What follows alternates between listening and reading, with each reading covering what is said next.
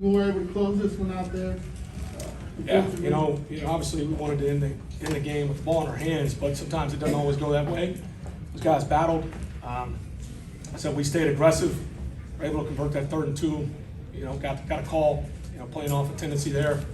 Conversion. I know we didn't ultimately, we had to put the defense back on the field, but they got to close games as well, and that's what a good team does. There's no panic, and our guys, I think it says a lot about the character of this team and this staff after the last couple of weeks, because we don't live and die on the day-to-day narratives. We keep trying to improve, and really proud of this team and the staff. Can you discuss Corderell's play and 151 yards rushing, the season high for you this far? Yeah, that's what good teams have to do. That's why you can live in all these narratives, and they're all BS if you don't continue to grow and improve. We felt good about the run game, regardless of what statistics and situations, whatever. We kept chipping away, and today was a great job by the entire offense running the football. Obviously, having CP back adds an element. He's a warrior. He's a big physical presence. He can do a lot for us, and that's clear. It was good to have him back. Personnel-wise, the player Dahlman coming in at center and Mikael Walker at linebacker for Dion. Yeah, so that was a plan all week with Henny and Drew, and I thought Matt responded. That's not an easy thing to go through, and it was a little unconventional, but we thought it was best for our football team, and I thought it made us better. And we'll continue to do that. The guys are going to have to step up. It's a long season. Dion had something pop up at the end of the week, and that's why we developed the roster. And I'm proud as hell of Mike Walker. He stayed ready all year, and he played a good job. Did a good job playing that role today. To kind of dig in a little more on the Dahlman Hennessy thing, at center specifically, is that We felt good about it. Like I said, you can write conventional rules, whatever. But, we felt good about the rotation. We got a lot of trust in both Henny and Drew and the work they've done all year with Matt. So it is what it is. We felt good about it, and that's why we went with it. At the end of the first half, the clock ran down when they had the ball in a 4th down situation. Why did you not choose to call timeout there? Which one? You talking about their last play? It was. I guess ended up being their second to last drive because they picked the ball off. It was when they were down and they kicking the field goal.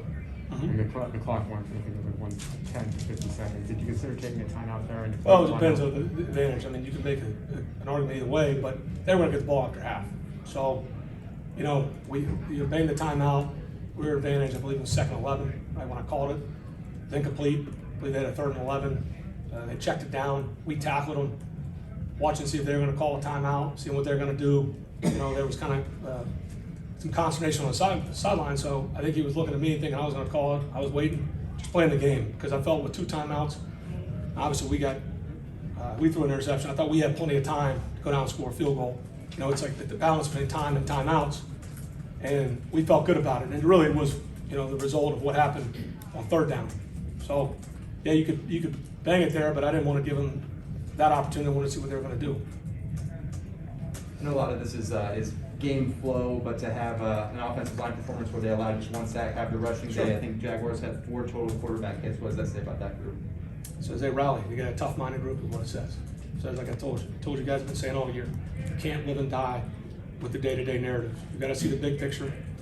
You said you look at minor obstacles that get thrown your way in a long NFL season, and it says a lot about this team. We're chipping away, so we're right in the mix, and we got 6 games to go, playing meaningful ball in December. That's where we want to be.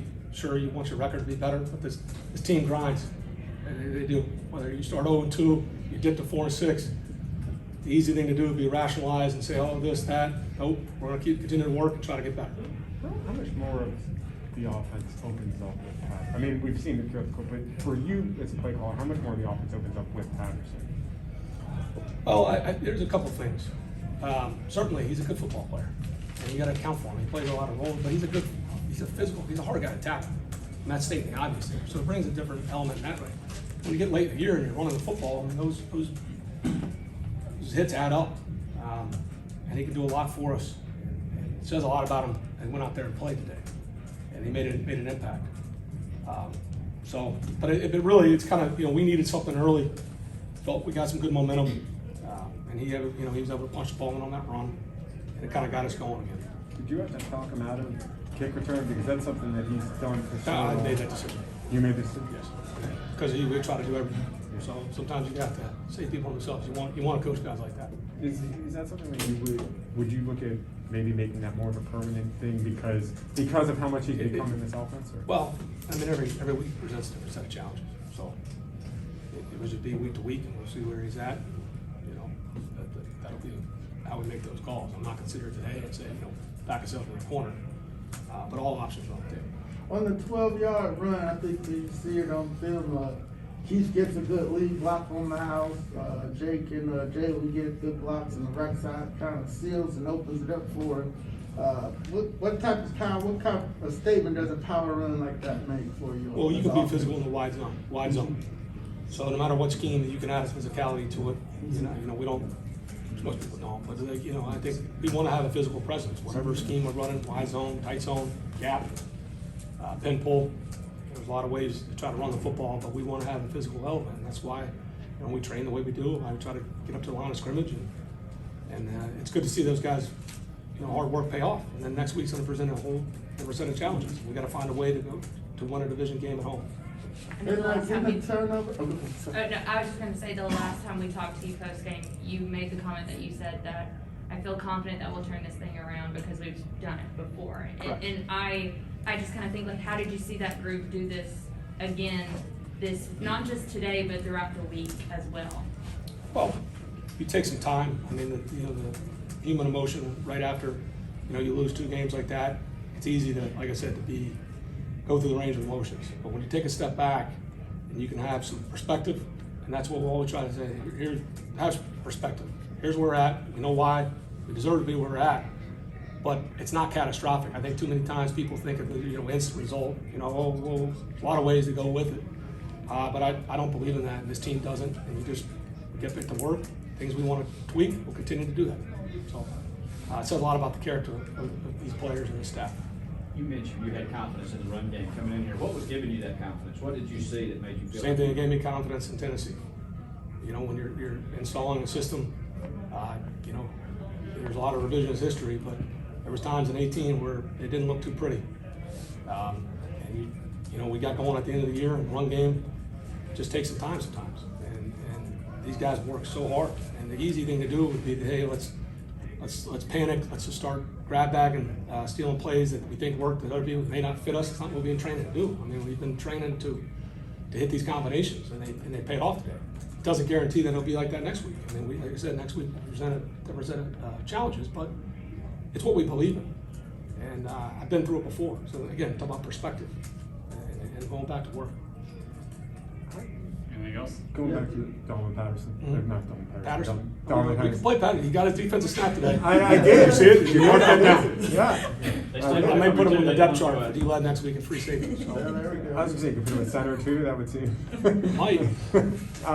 With the Donovan, how do you? Is that something that you go with a hot hand, or do you go in saying 2-2 or 2-1-1? Yeah. Like how does that actually work for you? Like I said, it was a little unconventional, but our plan was to go 2-2 and take it from there. So, and we'll assess when we get back and watch the film, have a day kind of think about it, and just see where we go from here. And getting the turnover from Duran's there, the interception, and then the big guys kind of making a mess in there and getting the ball off the run back. They improved the defensive guys. Again, Duran, Eric, those guys provide a lot of steady leadership. It's good to see Richie and Darren. It's a long season. We try to have perspective there too. They came up, they made plays, and guys Ade's continually have he's just a quiet pro. And a lot of these young guys are having impacts, and they're surrounded by some smart vets. We got to play together as a team. I think so. You'd rather end the game with the ball in your hands, but to get the defense to get that last stop to shut the door, just what kind of confidence can that give them? A lot. Yeah, it's a team game. I mean, whatever circumstance thrown our way. We would love to have converted that third down. We didn't. So credit to Jacksonville, but there's no panic. The only thing there was, they pumped the play clock there. It was a little bit of I don't know what happened there. Why? They pumped it and then went down. I'll get to the bottom of that. You take a delay. It's not catastrophic right there, but you don't want to see the false start on the next one. But and Thomas Morrison, another guy, came in this week. He's a pro, and he made an impact on the game. And not that Dustin Colquitt hasn't punted well either. But that's why we have a good staff. Everybody's collaborative. Terry and his staff and all the coaches, we all collaborate.